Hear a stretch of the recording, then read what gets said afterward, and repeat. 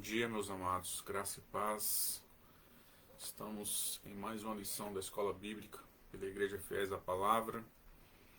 Nós estamos já encerrando realmente esta lição que nós nos propusemos, que são os 5 pontos do calvinismo.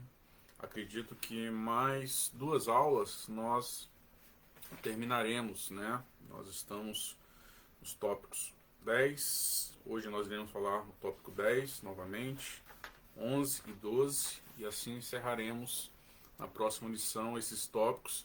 E na última lição falaremos então sobre os erros que são comumente cometidos quando nós nos damos, né, com este termo, a perseverança dos santos, como nós fizemos na última lição. Então, realmente nós estamos aí mais de um ano falando sobre os 5 pontos do calvinismo e estamos chegando, enfim, ao encerramento, né? Nós vamos ver aí como é que vai ficar as próximas lições, então acredito que um tema bom, né, para que nós possamos trabalhar seja os gritos da reforma. Acho que é um tema interessante, principalmente nesses dias em que nós temos grandemente a igreja, ela sofrendo ataques, né, seculares e perdendo a sua essência como baluarte da verdade, né, como coluna, como aquela que realmente deveria sustentar a verdade diante de uma sociedade apóstata, né, como nós vemos aí no caso do aborto. Enfim, perseverança dos santos. Vamos então para o texto e não perdermos mais tempo. O pastor ele tentou aplicar essa lição no último domingo, mas nós tivemos alguns problemas técnicos. Eu também não estava me sentindo bem, né, mentalmente. Estava com estafa mental. E nós vamos então recapitular, né, o tópico 10. Hoje a minha intenção é falar o 10, o 11 e o 12. Na próxima lição encerrar os 3 tópicos subsequentes, né, para nós encerrarmos enfim e assim passarmos para os erros e colocarmos na conta, pelo menos no primeiro momento, né, nos familiarizar com esses termos, amém? Então vamos lá. O texto diz assim, lá do capítulo 5 dos Canos de Dort. Eu já coloquei na descrição do vídeo aí, tá? Esses tópicos para que os irmãos possam acompanhar. E assim nós separarmos alguns textos chaves para que possamos, enfim, trabalhar. Amém? Vamos lá. Esta certeza não vem de uma revelação especial, sem ou fora da palavra. Nós sabemos que a palavra de Deus hoje ela está encerrada, no sentido de uma revelação que nós recebemos da parte de Deus através dos apóstolos, através desta mensagem que é o Evangelho. E tudo que nós temos como referência ou autoridade última para constranger a nossa consciência é a palavra de Deus revelada. Nós não temos como nos basear na nossa experiência. A nossa experiência ela pode sofrer falhas interpretativas. Se nós confiarmos em nós mesmos, nós sabemos que o efeito do pecado provocou em nós uma resistência à verdade. A nossa carne é fraca, a nossa carne sucumbe a desejos, a volições, a tentações, e nós possamos, em vez de estarmos realmente alicerçados na palavra, nós podemos estar equivocados se nós não tivermos um fundamento que é realmente sólido. Por isso que nós colocamos a palavra como autoridade última, como o Senhor Jesus disse, eu sou a palavra. O Senhor Jesus nos revela que Ele é o verbo de Deus encarnado, Ele é a palavra de Deus. Santifica-os na palavra, porque a palavra é a verdade. Porque nosso Deus não pode mentir. E se nosso Deus não pode mentir, a sua palavra também é inerrante. É um dos dogmas da igreja, é algo que nós não podemos abrir mão diante de uma sociedade que é tudo, né, relativista. Uma sociedade que não tem fundamento em si mesmo para argumentar sobre a verdade, quando ela nega Deus como Senhor Deus da verdade. E veja que Hebreus capítulo 1, versículo 1 já começa assim dizendo: havendo Deus antigamente falado de muitas maneiras, né, de muitas vezes aos pais pelos profetas, a nós falou nesses últimos dias pelo Filho revelado, como o Evangelho de João fala que Deus que criou todas as coisas se revelou e o mundo o odiou, porque amava as trevas.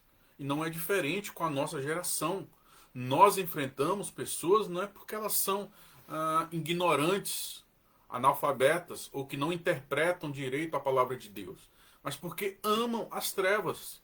O desejo obstinado de inimizade está nelas contra a verdade. Mas nós muitas vezes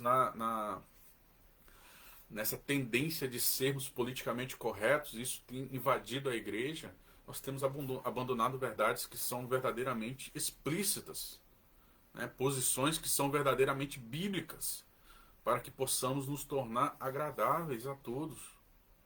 Mas aí Paulo, né, na sua carta aos Gálatas, faz esse questionamento: eu estou aqui para agradar a homens ou a Deus? O meu discurso aqui é para tentar, de alguma forma, ganhar a simpatia de todos e desagradar a Deus? Não. Essa nunca foi a função de um ministro de Deus. Nunca foi a função de um servo de Deus que segue a Cristo, aquele que é denominado cristão, um Cristo menor.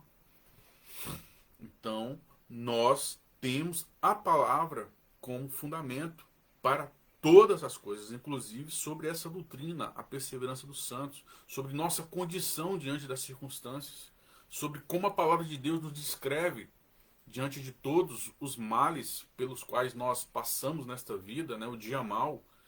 Nós temos a descrição de como o cristão vai se comportar diante disso, não porque ele é forte, Superman, né, ou porque ele tem uma volição que consegue vencer a tentação. A palavra de Deus diz que no nosso corpo habita uma lei que é contra a lei de Deus colocada em nosso coração. E se nós não nos recorrermos à graça de Deus, e aí quando eu acho que estou forte, é que eu vou cair. Mas no sentido contrário, quando eu estou forte, eu reconheço que as minhas forças elas não são suficientes, mesmo no meu momento mais, digamos assim, de proatividade contra o pecado, eu certamente cairei. Porque o coração do homem é enganoso. E todas as vezes que nós confiamos nas nossas forças, no nosso braço, meu amado, a tendência é aquilo que a palavra de Deus diz, que os caminhos do homem são caminhos de morte. Então, nós temos a palavra de Deus nos descrevendo como deve ser e como nós seremos diante dessas circunstâncias. Como nós seremos conduzidos até o final nesse processo salvífico que Deus consumou a obra na cruz e hoje nós estamos em santificação até alcançarmos a estatura de varão perfeito que é a do Senhor Jesus Cristo. Veja que Gálatas, capítulo 1, versículo 8 e 9, Paulo diz assim: mas ainda que nós mesmos, ou um anjo do céu, vos anuncie outro evangelho, além do que já vos tenho anunciado, seja anátema. Veja que Paulo pregou o evangelho à igreja da Galácia, àquela comunidade, e ele tem tanta certeza desta verdade como sendo não da parte dos homens, mas por Jesus Cristo e por Deus Pai, como está no primeiro versículo, que ele diz que mesmo se ele voltasse à igreja da Galácia e pregasse algo diferente, é anátema. É anátema. É como se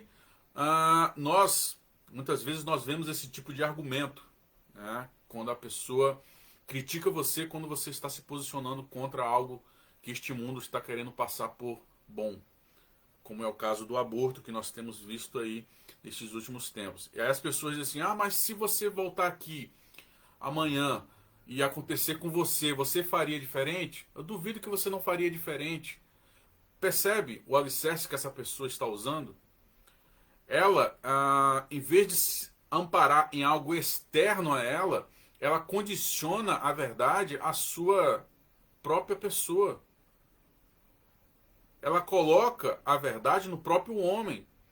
E se o homem mudar de opinião, a verdade mudou de opinião. Isso se chama relativismo.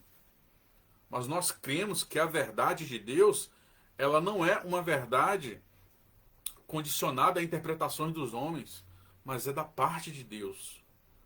Então, o texto, né, dos Canos de Dort, ele enfatiza justamente isso. Essa certeza sobre a verdade que nós estamos aqui pregando, ela não vem de uma revelação especial, de uma opinião de homens ou do achismo, ela não vem da OMS, da ONU, ela não vem das suas experiências individuais diante de uma situação. Ela vem da palavra de Deus, que é externa, que não está condicionada ao que eu acho que deve ser, mas sim o que Deus nos revelou pelo seu padrão. E aí Paulo enfatiza novamente: assim como já vos dissemos, agora de novo também vos digo, se alguém vos anunciar outro evangelho, além do que já recebeste, seja anátema. Veja que em 1 Coríntios capítulo 3, versículo 11 diz: porque ninguém pode pôr outro fundamento. E qual é esse fundamento? Que já está posto. E quem é? Jesus Cristo. Que é a verdade, o Filho de Deus encarnado, a lógica de Deus, o verbo de Deus, a palavra de Deus. É a palavra da verdade. E assim os Canos de Dort continua: mas vem da fé nas promessas de Deus que ele revelou abundantemente em sua palavra para consolação. Ora, se Deus revelou todas as promessas sobre o seu povo abundantemente na palavra, por que você, eu ou qualquer outro não se apropria dessas verdades, dessas bênçãos que são garantidas por Cristo? E aí a palavra de Deus diz que mesmo nesta vida nós já temos a porção da herança selada em nossos corações, testificada com o nosso espírito. Mas porque a incredulidade ainda reina em nossa carne. Nós fraquejamos quando nós deveríamos ser fortes. Nós deveríamos proclamar essas verdades não baseado em sentimentos diversos que podemos ter ou em achismo. Nós estamos condicionados por Deus a resistir a este dia mau, resistir a este mundo, não pelas nossas próprias forças. É o que nós vemos sempre aqui, enfatizando nessa doutrina, no quinto ponto do calvinismo. Porque as pessoas, quando nós estamos pregando este ponto, acham que nós estamos aqui pregando supercrentes, é justamente o contrário.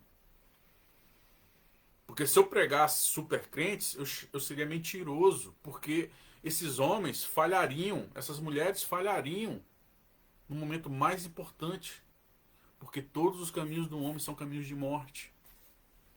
Mas o que nós estamos pregando aqui é sobre Deus e a sua operação em resguardar o seu povo do leão que ruge em nosso redor, dos perigos que nós enfrentamos na beira de um precipício, quando caminhamos pelo vale da sombra da morte, um mundo que jaz em trevas, jaz condenado, mas que Deus é a nossa coluna que nos guia diante de todas essas intempéries, diante de todos os desertos que nós estejamos atravessando, já que nós somos peregrinos nesta terra. Então, esta certeza não vem de revelação especial, sem ou fora da palavra, mas vem da fé nas promessas de Deus que ele revelou abundantemente em sua palavra, para a nossa consolação. Ele é o Deus de toda consolação. Por isso que a palavra de Deus diz: maravilhoso conselheiro. Ele nos ouve em nossa angústia. Ele nos orienta naquilo que nós precisamos. Nós temos as respostas na palavra de Deus, mas as pessoas acham que vão encontrar resposta em uma cadeira de um psicólogo que usou de ensinos demoníacos, que usou de ensinos baseados em tradições de homens que odiavam o Evangelho, que odiavam Cristo, que nos dá a paz que este mundo não conhece, e acha que a palavra de Deus em nossa geração está ultrapassada.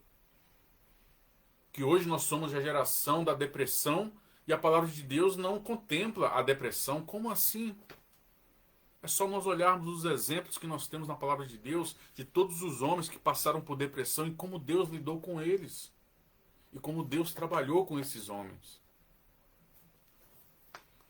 Veja em Colossenses capítulo 1, versículos 5 e 6 diz: por causa da esperança que vos está reservada nos céus, da qual já antes ouviste pela palavra da verdade, do Evangelho, já que chegou a vós, como também está em todo o mundo, ou seja, todas as igrejas, todas as comunidades, e já vai frutificando, como também entre vós, desde o dia em que ouvistes e conheceste a graça de Deus em verdade. Veja que lá no versículo 12, no versículo 14, ele continua: dando graças a Deus Pai, que nos fez idôneos para participar da herança dos santos da luz, o qual nos tirou das potestades das trevas e nos transportou para o reino do seu Filho, do seu amor, em que temos a redenção pelo seu sangue, a remissão dos nossos pecados. Em Efésios capítulo 1, versículo 3 diz: bendito Deus e Pai de nosso Senhor Jesus Cristo, o qual nos abençoou com todas as bênçãos espirituais nos lugares celestes. Deus morreu, nosso Senhor Jesus Cristo morreu na cruz para que nós pudéssemos ter acesso a todas essas bênçãos. Mas nós achamos que são palavras ao vento. Nós achamos que a palavra de Deus ela deve ser igual poesia que nós recitamos, mas nós não absorvemos. Nós não a praticamos. Todas as palavras que estão contidas na palavra de Deus, elas são de efeito prático para as nossas vidas. Nós não estamos brincando aqui de recitar poemas e essas palavras elas não ter peso. São promessas reais para nossas vidas, operadas pelo Espírito Santo, que testifica com o nosso espírito. E aí os canos de Dort continua: vem também do testemunho do Espírito, testificando com o nosso espírito de que somos filhos e herdeiros de Deus. Vamos lá, Romanos capítulo 8, versículos 16 e 18. O mesmo Espírito testifica com o nosso espírito que somos filhos de Deus. Ele testifica com o nosso espírito que somos filhos de Deus. A salvação, ela pode ser, julgada pelos frutos seremos conhecidos. Mas a palavra final e o relacionamento entre o homem e Deus, ele, nesse sentido, ele é individual. Eu não posso discernir o que passa no seu coração quando você se diz arrependido. Eu julgo que o arrependimento e o arrependimento que você está professando é fruto de um eleito. Mas eu não posso dizer com toda a propriedade e afirmar que você não está se arrependendo ou está se arrependendo se esta relação íntima entre você e Deus é só entre você e Deus. Então a palavra final é entre você e Deus vai julgar o seu coração, julgar o seu entendimento, porque, como nós sabemos, quem coloca este novo coração para gerar frutos de arrependimento é o próprio Deus. Quem trabalha na sua vida para que essa obstinada inimizade contra ele seja removida e lançada por terra é Deus. E você acha que Deus, quando prepara esse coração, Deus vai rejeitar esse coração? De maneira alguma. Por isso que a palavra de Deus diz: todos aqueles que o buscarem, de maneira alguma, eles serão lançados fora, porque é a obra de Deus. Como é que Deus vai lançar a sua própria obra fora? Então, eu julgo os frutos pela reta justiça. Lógico, nós sabemos que os frutos indicam a natureza, elas dão testemunho da natureza.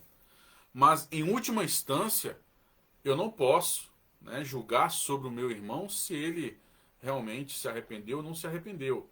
Se ele realmente está em uma condição certa diante de Deus ou não. Eu julgo os frutos dele. Aí, pelos frutos, eu digo, sim, ele está numa condição errada. Mas em termo pessoal, em termo relacional, é entre ele e Deus.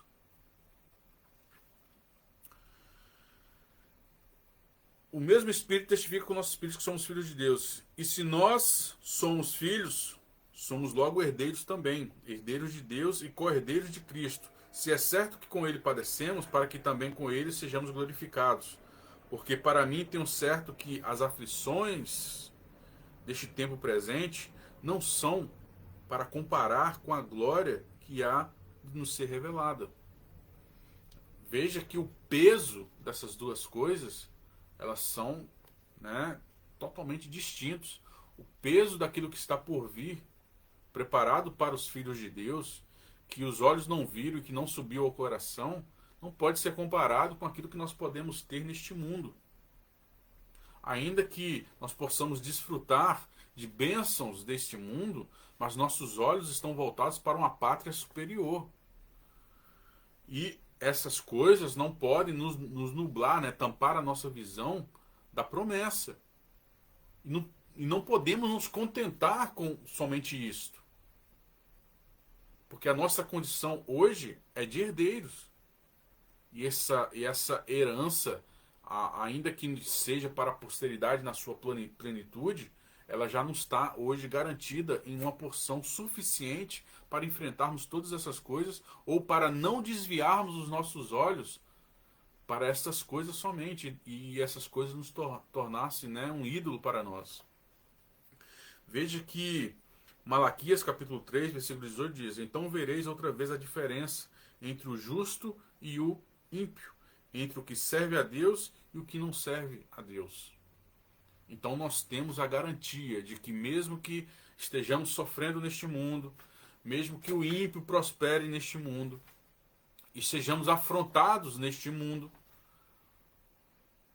nós temos a garantia de que no final nós saberemos a diferença do que é servir a Deus e do que não é servir a Deus. Ainda que este mundo tente nos enganar com as coisas deste mundo, que não pode ser comparada com as coisas que estão por vir. E finalmente vem o zelo sério e santo por uma boa consciência e por boas obras.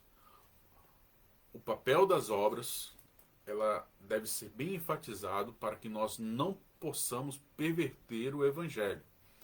Nós somos santificados e essa santificação, ela vai dar no tempo certo os frutos condizentes com a natureza, já que Deus nos regenerou e essa regeneração agora está recebendo da parte de Deus a devida inclinação para que possamos produzir boas obras.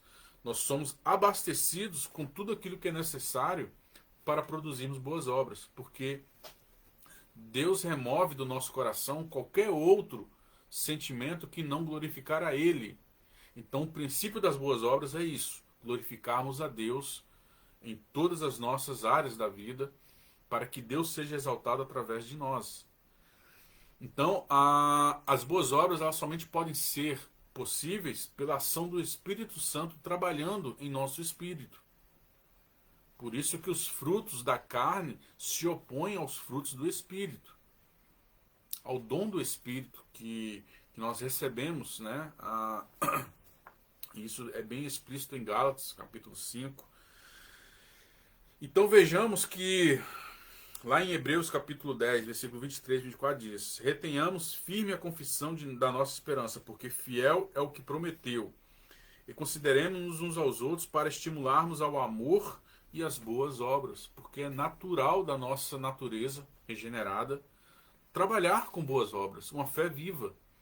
Mas o que nós rejeitamos é que em um sistema religioso as obras se tornam motivo de sermos e não porque somos. Todo religioso, ele vai tentar praticar obras para ser e não por quem ele é. Entende a diferença? Nós praticamos as boas obras por sermos quem somos, e não para sermos algo, ou para que sejamos salvos. As boas obras, elas são sempre posteriores à natureza. E a natureza é o que define as suas obras. Por quê? Porque a natureza ela vai estar ou em inimizade para com Deus, e ela substitui Deus no seu coração por qualquer coisa, né, por qualquer ídolo, normalmente é o seu ego, né, é uma expressão do seu ego, e ele vai então desviar a glória que é para Deus para esse objeto de idolatria. Já aquele que nasceu de novo, e nós já falamos sobre isso aqui, sobre essa regeneração, ele está numa condição nova diante de Deus, em que todas as coisas para trás ficam, tudo se faz novo, e o seu coração agora está com temor, o seu coração agora está em uma relação de intimidade e de amor para com Deus. Então tudo que ele vai produzir para glorificar a Deus, e por ser um regenerado, ou alguém que foi santificado em Cristo na cruz. E assim nós produziremos certamente boas obras. Então não anulamos as boas obras, de maneira alguma, muito pelo contrário. As boas obras, elas são naturais, elas são uma descrição de quem realmente nasceu de novo. É o que a carta de Tiago vai nos falar. Não tem como nós separarmos uma fé viva das boas obras. Lá em Tito, capítulo 2, versículo 7, diz: em tudo te dar por exemplo de boas obras. Na doutrina mostra incorrupção, gravidade e sinceridade. Então, nós não abandonamos a doutrina, e essa doutrina ela é prática. Nós enfatizamos a doutrina porque entendemos que a doutrina é quem define ou é quem estabelece o padrão para as boas obras. E é de acordo com esse padrão nós temos a garantia de que o mundo testemunhará da nossa parte quem nós somos de fato, porque a nós foi revelado o padrão de Deus para as boas obras. E aí ele continua, né, os canos de Dort. E se os eleitos não tivessem neste mundo a sólida consolação de obter a vitória e essa garantia infalível da glória eterna, seriam os mais miseráveis de todos os homens. Veja que Paulo parece que ele está pregando aqui o hedonismo, né, que nós vivemos para termos prazer, ou o prazer é a razão de nós sermos. A palavra de Deus diz, né, que o homem foi criado para o louvor da glória de Deus, e nele nós nos satisfazermos, porque não há como a criatura ter uma plena satisfação à parte do seu Deus. Mas Paulo está fazendo aqui uma comparação que ela é básica, como aquilo que nós já falamos. Não tem como você substituir aquilo que está por vir, ou as bênçãos que estão garantidas pela morte de Cristo, que nós recebemos, que hoje está selada em nós através dessa herança incorruptível. Não tem como nós compararmos todas as bem-aventuranças deste mundo com aquilo que está por vir. E aí você acha que este mundo é tudo que nós temos e se regozija com isso, trocando aquilo que Deus já garantiu? Você é um miserável, você não está nem perto com as coisas deste mundo, né, de se aproximar daquilo que está por vir. Mas você se ilude com as coisas deste mundo e você vive em função dessas coisas. E aí você deixa de olhar, né, para a esperança que em nós está cravada, e aí nós passamos então a ter realmente um desfoco, né? Nós perdemos realmente o sentido da vida. Nós nos contentaremos com pouco, né? De certa forma é isso que Paulo está dizendo.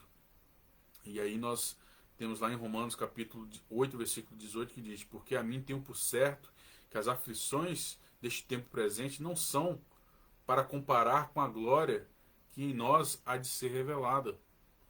Que no final há de ser revelada. A plenitude dessas heranças, dessa herança que nós recebemos, ela é uma plenitude certa para o povo de Deus, que não pode ser negligenciada.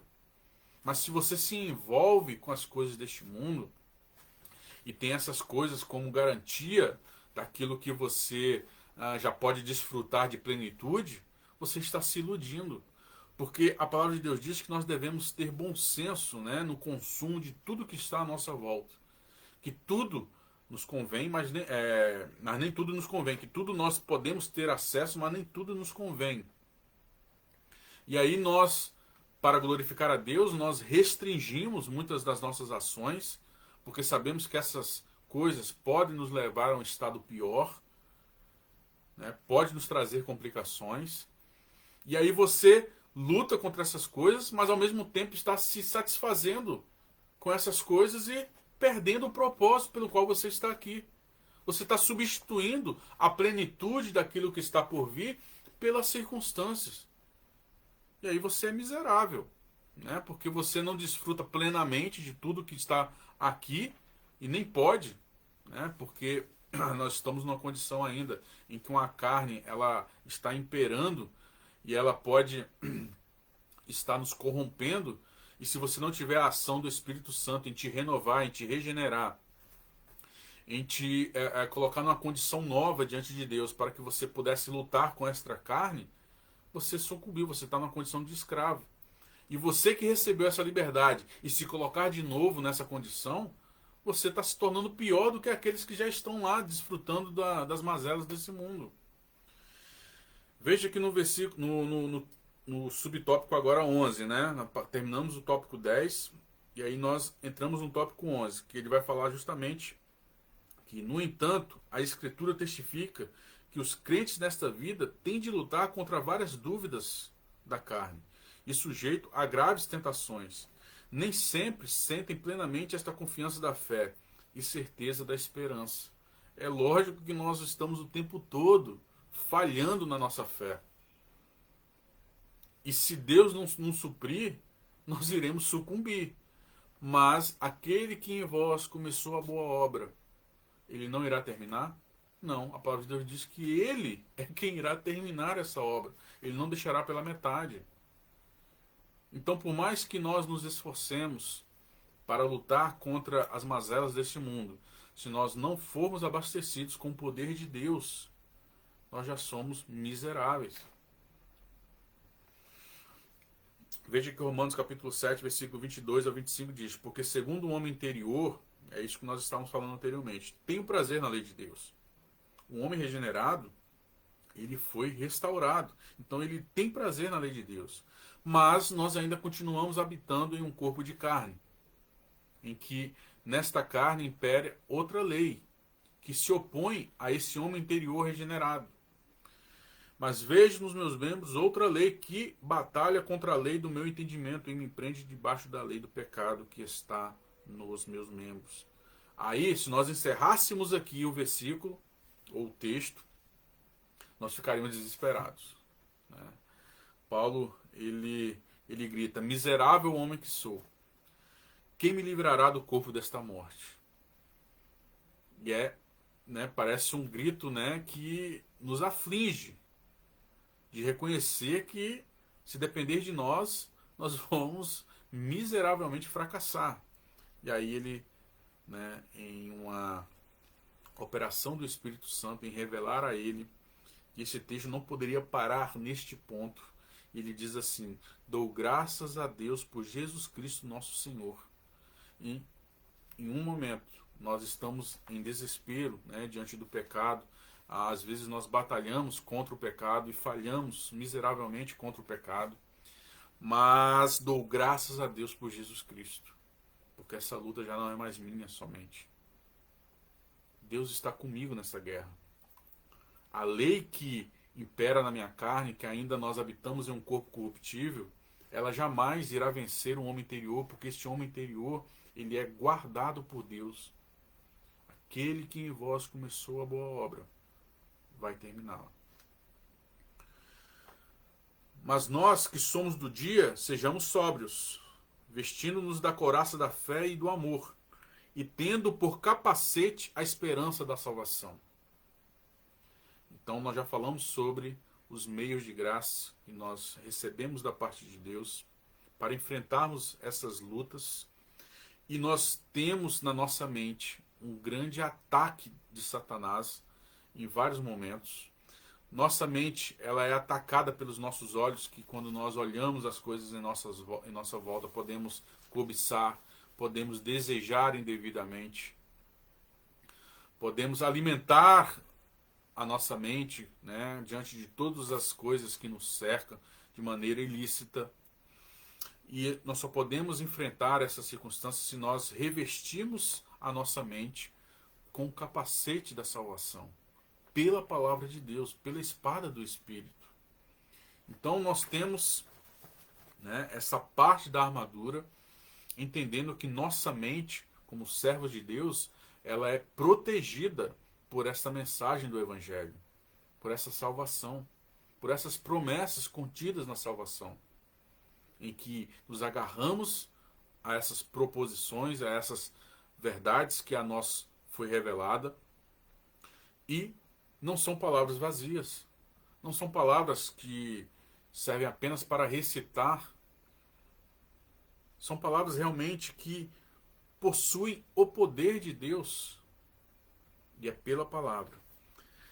Mas Deus, que é Pai de toda consolação, não os deixa ser tentado além de suas forças, mas com a tentação proverá também o livramento, e pelo Espírito Santo novamente revive neles a certeza da esperança, conforme está em 1 Coríntios, capítulo 10, versículo 13. Mas vamos ler o versículo 12 ao versículo 14 para nos dar um contexto melhor aqui. Aquele, pois, que cuida estar em pé, olhe, não caia. Não veio sobre vós tentação senão humana, mas fiel é Deus, que não vos deixará tentar acima do que podeis. Antes, com a tentação, dará também o escape, para que possais suportar. Portanto, meus amados, fugi da idolatria. Como nós falamos anteriormente, nós temos a certeza da promessa futura, mas nós nos envolvemos com as coisas deste mundo. Naturalmente, nós ainda habitamos neste mundo. Mas quando nós deixamos de olhar para as promessas futuras e nos regozijamos, eventualmente, neste mundo, perdendo o foco, você se tornou aquela circunstância um ídolo.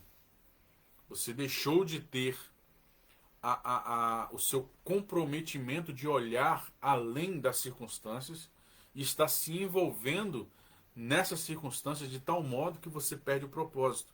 Então, todas as vezes que você substitui a herança de Deus, a sua missão nesta terra, este caminho que você está trilhando e desviando ele somente para se abastecer dos prazeres deste mundo, você está tornando isso um ídolo para você.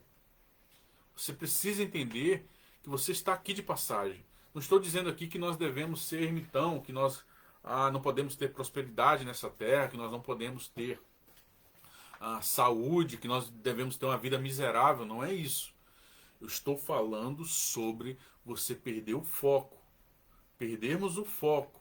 Nos envolvermos com as coisas deste mundo, abandonando as coisas que estão a nós destinadas.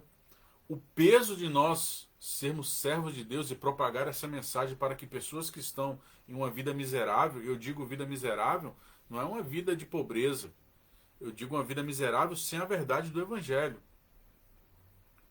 Por mais que você esteja em uma fazenda, né, de novela e você não tenha o Evangelho, você é um miserável. Por mais que você esteja nesse momento passando uma certa dificuldade, mas você tem o Evangelho, você, meu amigo, está em uma condição infinitamente melhor.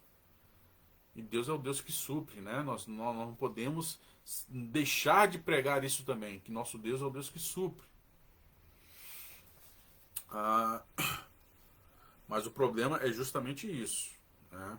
Quando nós perdemos o foco, quando nós substituímos ou quando nós nos envolvemos com as coisas deste mundo a tal ponto de perdermos o sentido real da nossa presença neste mundo, nós criamos um ídolo para nós mesmos.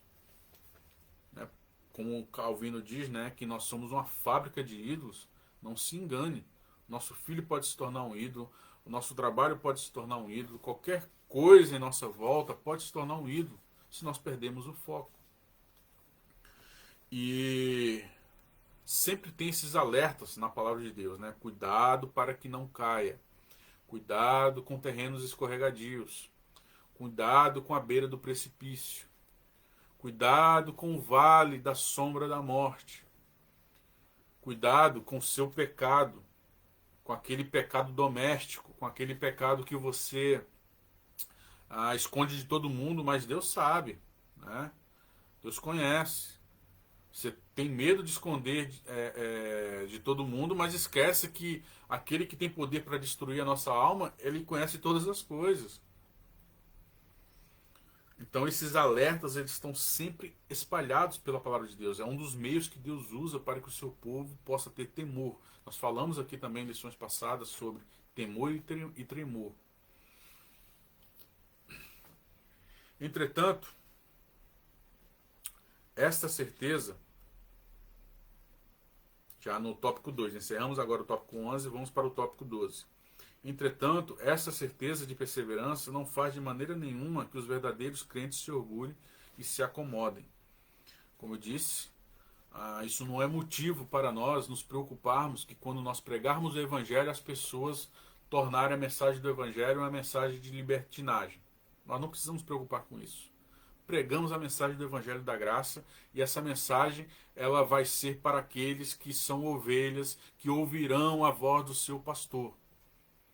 Assim também, como nós pregamos a perseverança dos santos, as pessoas dizem assim, já que ele está pregando a perseverança dos santos, né, uma vez salvo, salvo para sempre, eu posso fazer o que eu quiser, eu não preciso me preocupar com isso, com esse tipo de pensamento. Paulo já responde isso na palavra de Deus. Que direis, pois, que continuaremos pecando para que a graça abunde? De maneira alguma. Esse é um tipo de sentimento, você acha mesmo que quando alguém prega sobre a perseverança dos santos, as pessoas vão entender que nós estamos aqui defendendo para elas viverem uma vida dissoluta? É isso mesmo? É justamente o contrário. Nós estamos pregando aqui o conforto, o consolo em pessoas que estão sendo sufocadas, dizendo que a fé dela está levando ela para a beira do precipício. E aí ela ora, não, mas eu estou orando aqui pela cura. Eu estou orando aqui para que o meu filho seja curado. Não, você está tendo, você ainda continua sendo incrédulo, porque não aconteceu a cura. Você está em pecado, porque você está orando e Deus falou que vai atender todas as nossas orações, mas você não recebeu a cura porque você está em pecado. Ou porque você está, como é que se diz? Fraquejando na sua fé. Mas, meu irmão, eu estou orando. Eu estou pedindo pela cura. O que você quer mais que eu faça? Não, que você tenha fé. Mas eu tenho fé. Não, mas alguma coisa está errada. É a mesma fala que aconteceu com Jó e os seus amigos. Então, nós temos visto muitas pessoas substituindo a graça do Evangelho por uma imposição de um sistema religioso que oprime ao invés de consolar.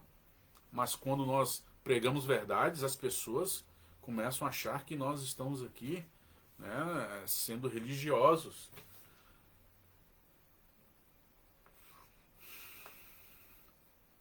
Então, entretanto, essa certeza da esperança, de perseverança, não faz de maneira nenhuma que os verdadeiros crentes se orgulhem e se acomodem, muito pelo contrário.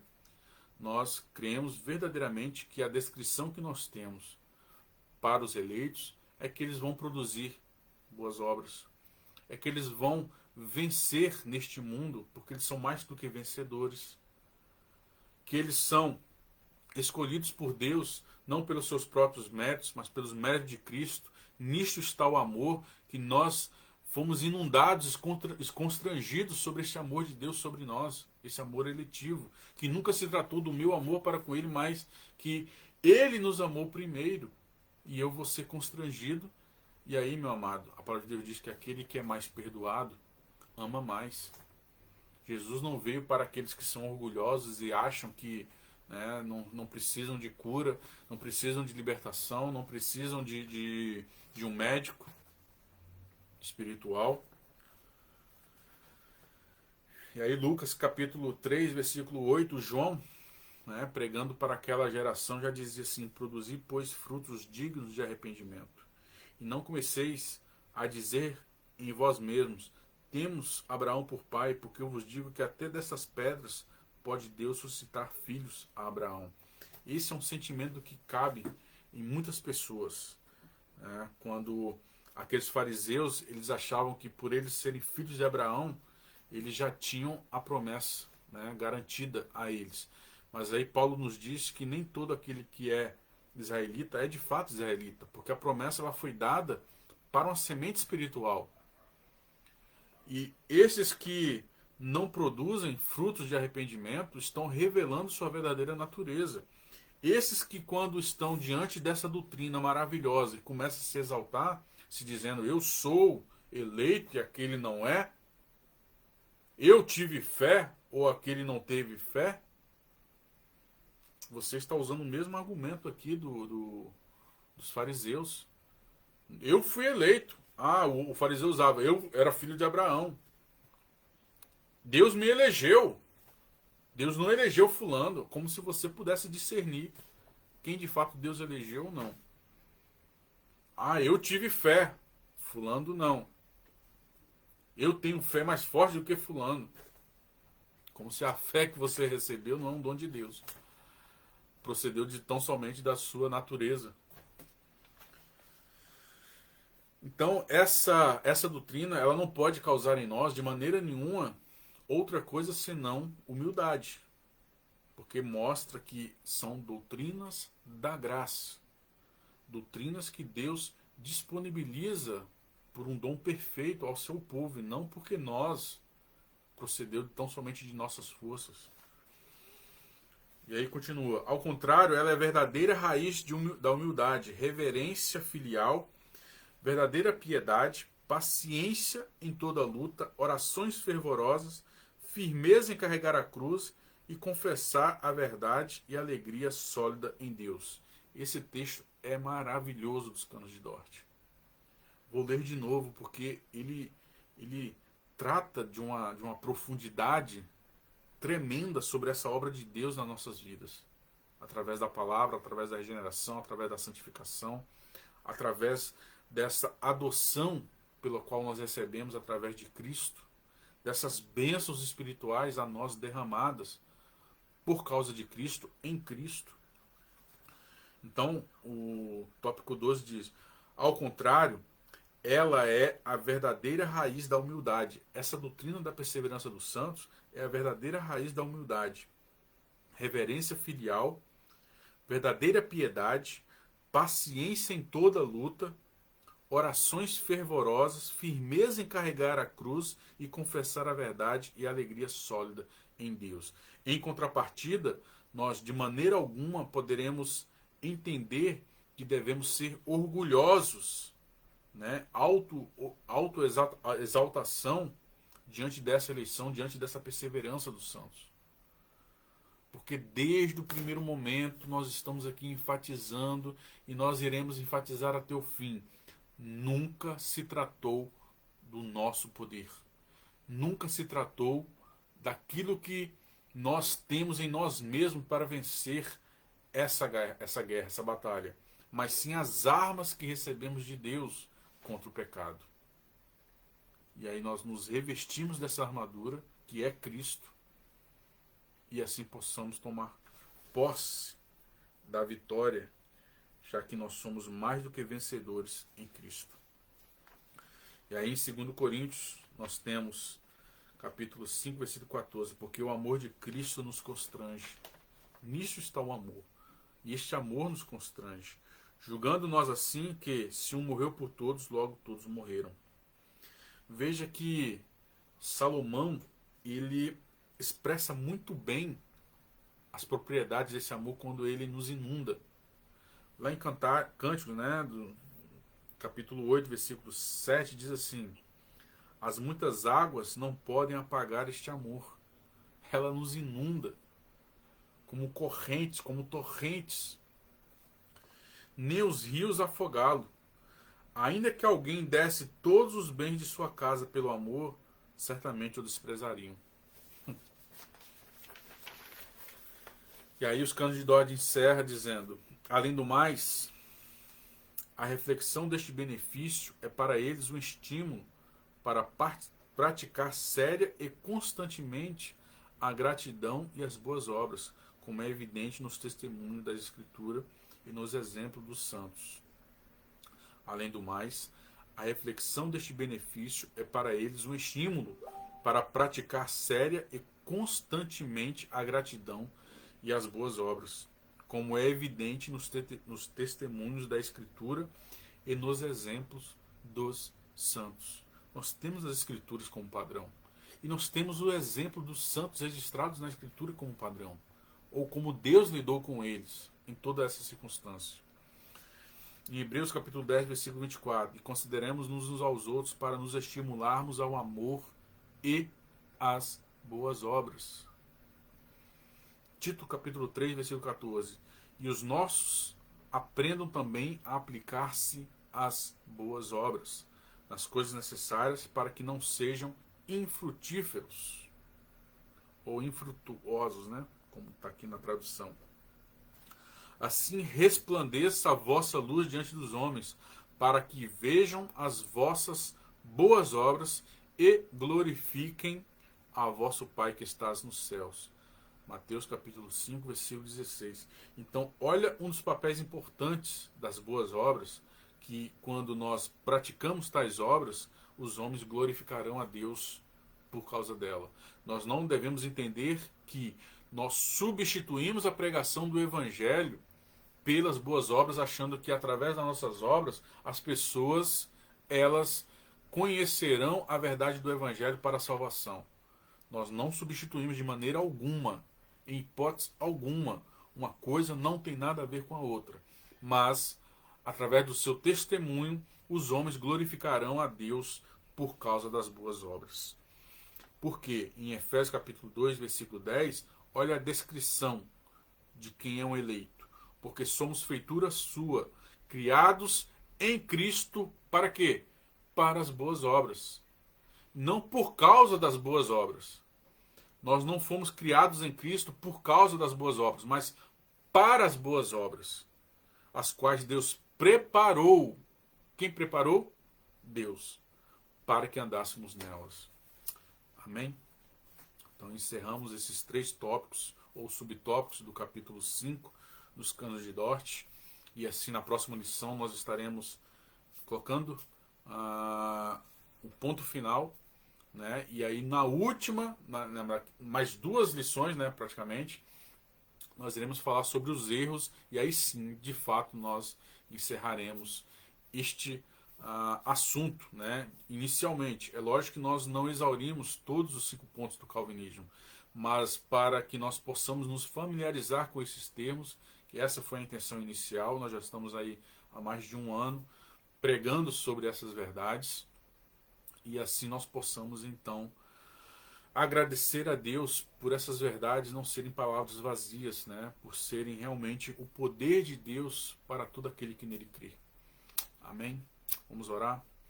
Senhor nosso Deus, nosso Pai, graça te damos, Senhor, por mais este momento de podermos estar aqui, mesmo que à distância, Senhor, mas concentrados na Tua Palavra. Te agradecemos por todos os livramentos que tivemos durante a semana.